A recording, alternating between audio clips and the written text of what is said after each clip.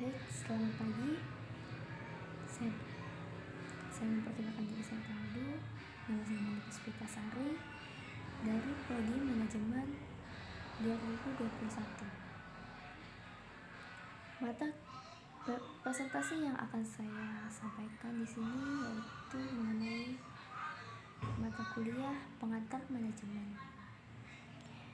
Dan yang akan saya sampaikan di sini yaitu PPT mengenai presentasi mengenai sistem ekonomi Swiss. Saya jelaskan. Nah, ekonomi Swiss. Ekonomi Swiss adalah salah satu yang paling maju di dunia pasar bebas ekonomi. Sektor jasa telah memainkan peran ekonomi yang signifikan, khususnya di industri perbankan dan pariwisata Swiss. Perekonomian Swiss juga menempati urutan pertama dunia dalam Indeks Inovasi Global pada tahun 2015 dan ketiga dalam laporan daya saing global pada tahun 2020.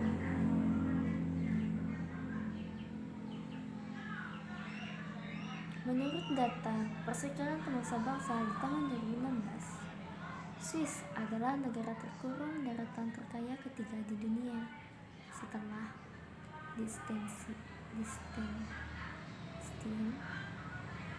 Luxembourg, dan Norwegia.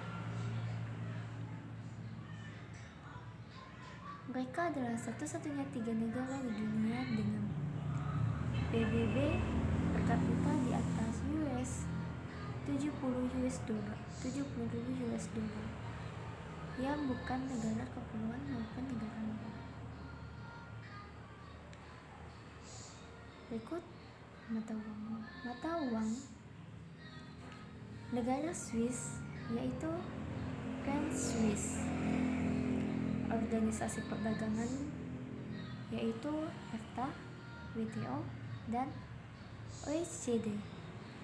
Nah, berikut pusat kota terpenting yang ada di negara Swiss, tepatnya di kota Zurich. Dapat kita lihat di sini. Nah, berikutnya pengeksporan di luar negara. Di negara Swiss, pencapaian ekspor pada tahun 2017 diperkirakan mencapai 313,5 miliar. Dalam ekspor barang di negara Swiss yaitu mesin, bahan kimia, logam, jam tangan, dan produk pertanian. Pada mitra ekspor utamanya di negara Swiss yaitu Jerman meningkat 15,2%. Amerika Serikat meningkat 12,3%. Di Cina menurun 8,2%.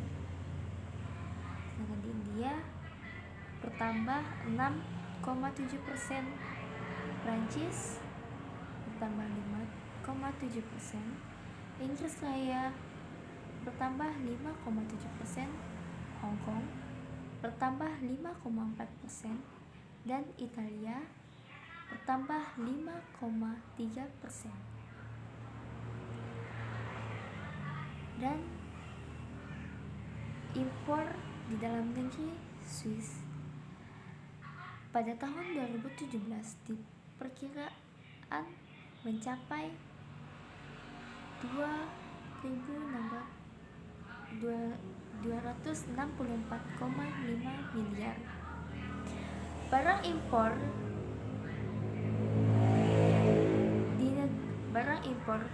negara Swiss yang ada di negara Swiss sendiri, yaitu mesin, bahan kimia, kendaraan, logam, produk pertanian, dan tekstil. Mitra ekspor utama pada negara Jerman bertambah 20,9%. Sedangkan Amerika Serikat bertambah 7,9%. Italia bertambah 7,6%. Inggris Raya bertambah 7,3%. Prancis bertambah 6,8% dan Cina berkurang hingga 5%.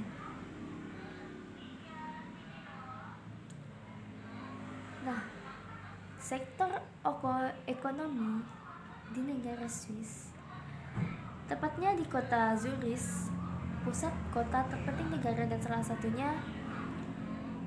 satu pusat keuangan utama di dunia, menjadi tuan rumah Six Swiss Exchange. Pada asal modal di 30 perusahaan negara Swiss terbesar di tahun 2018 itu di Swiss, pada negara Swiss mencapai 39%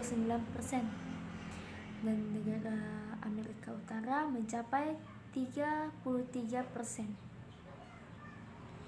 Di negara Eropa mencapai 24% dan seluruh dunia mencapai 4%.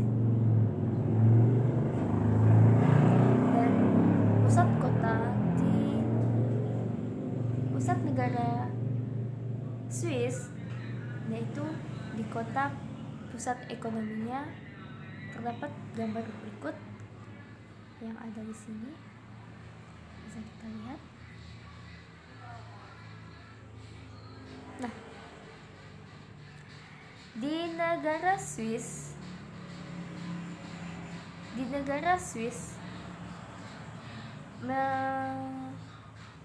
memproduksi jam tangan, adalah eksportir terbuka jam tangan dan jam tangan kelas atas. Perusahaan Swiss memproduksi sebagian besar jam tangan kelas atas dunia pada tahun 2017. Ekspor mencapai hampir 19,5 miliar CHF.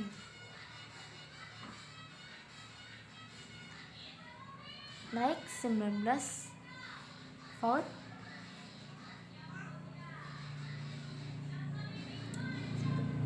CHF, naik 2,2% dibandingkan tahun sebelumnya.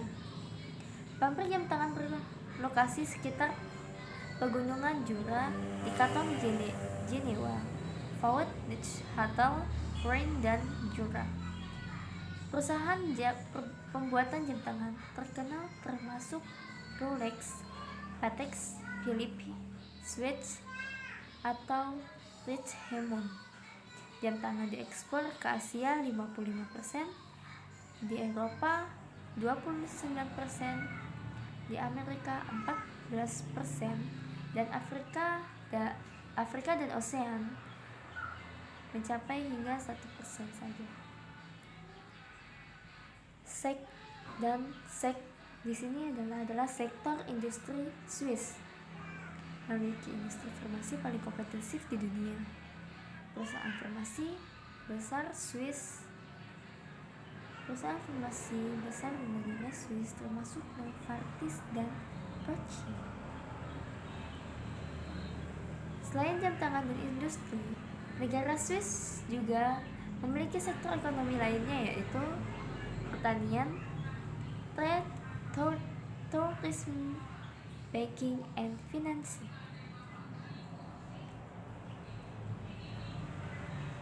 Nah,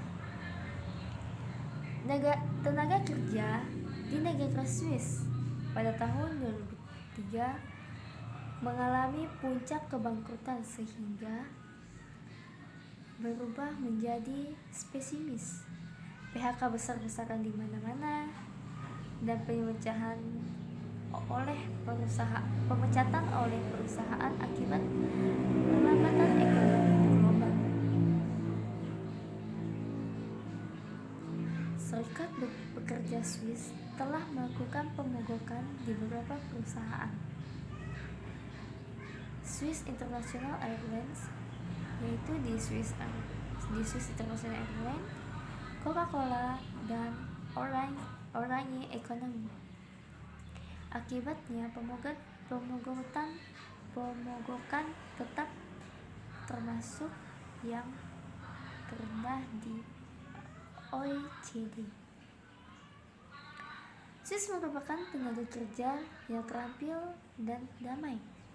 Pada tahun 2011, pemungutan suara hanya memperoleh dukungan 23,7%, dan di tahun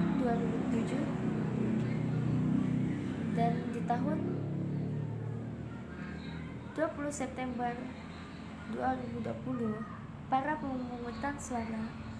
pemilih menyetujui upah minimum Franc Swiss per jam atau sekitar 4.000 per bulan. Di sini tenaga kerja Swiss di tahun 2014 hingga 2020, tahun lalu hingga sekarang 2021, Swiss sudah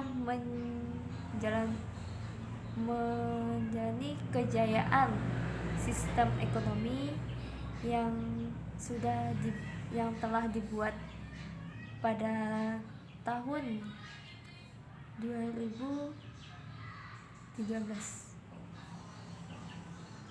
dan 2011.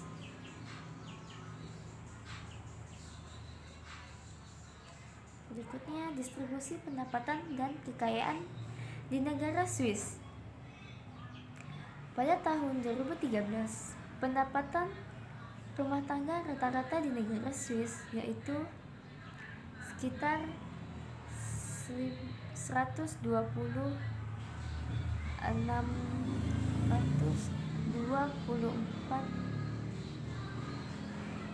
CHF.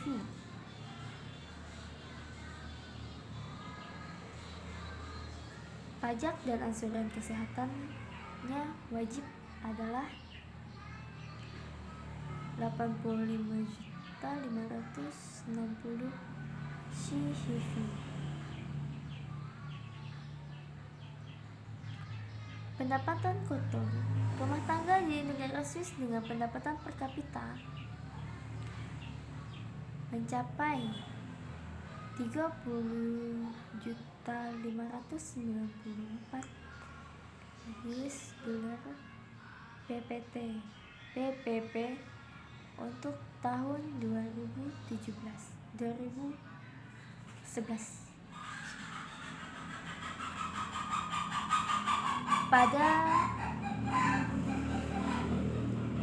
tahun 2016, Swiss memiliki kekayaan rata-rata tertinggi per orang dewasa mencapai 561.900 dolar,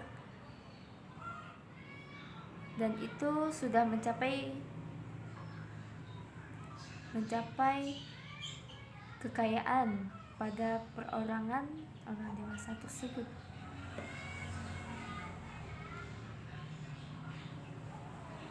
Perkembangan mengenai nilai tukar antara dolar AS dan franc Swiss menyebabkan kenaikan 2 kali lipat nilai dalam dolar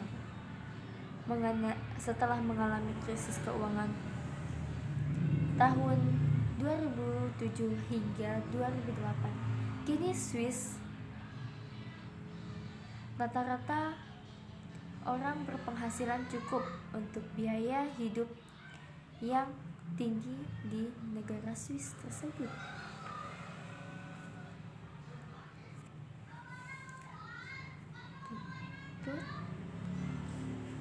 kebijakan ekonomi di negara Swiss, yaitu terorisme melalui Joint Economic Commission. Amerika Serikat, Swiss telah mengesahkan undang-undang yang ketat mencakup pendanaan anti-terorisme dan tindakan teroris, yang ditandai dengan penerapan beberapa prosedur anti pencucian uang dan penyitaan rekening Al-Qaeda. Sedangkan di Uni Eropa, negara Swiss telah membawa sebagian besar praktik mereka agar sesuai dengan kebijakan dan norma Uni Eropa untuk memaksimalkan daya saing internal di negara tersebut. Materi keuangan di negara Swiss dan negara Eropa sepakat pada tahun 2013 bahwa bank-bank Swiss akan memungut pajak pemotongan atas pendapatan tabungan warga negara Uni Eropa tersebut. Pajak akan meningkat secara bertahap menjadi 53% pada tahun 2017, dengan 75% dana ditransfer ke UI. Diperkirakan terbaru menilai arus masuk modal UE ke negara Swiss mencapai 8,3 miliar US dollar. Nah, keanggota institusi di negara Swiss, yaitu di sejumlah organisasi ekonomi internasional. Yang pertama adalah Perserikatan Bangsa-Bangsa, Organisasi Perdagangan Dunia, Dana Moneter Kerjasama, dan terakhir Pembangunan Ekonomi. Dan itu sudah termasuk organisasi Swiss yang menjadi anggota-anggota dalam ekonomi internasional di negara tersebut. Nah, sekian presentasi dari saya. Maaf jika ada kesalahan dalam presentasi yang saya sampaikan. Bila yang berkenan, saya mengucapkan terima kasih dan selamat pagi.